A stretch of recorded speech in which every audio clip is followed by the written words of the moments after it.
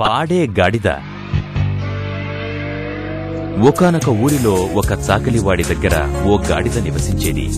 అది చాకలివాడు వేసే బరువులను మోయలేక అతన్నుంచి దూరంగా వెళ్లి స్వతంత్రంగా బతకాలనుకుంది.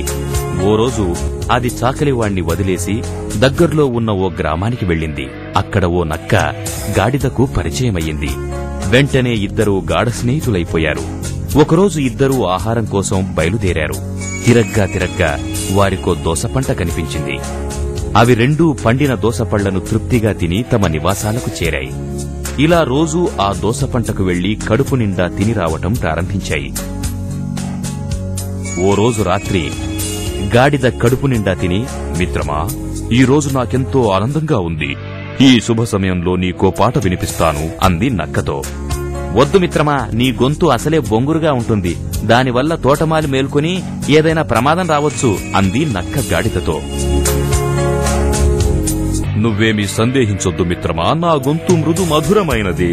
నన్నాపకు, నా పాట విని ఆ ఆనందాన్ని నాతో పంచుకో అంటూ అతి విశ్వాసంతో పాటను ప్రారంభించింది.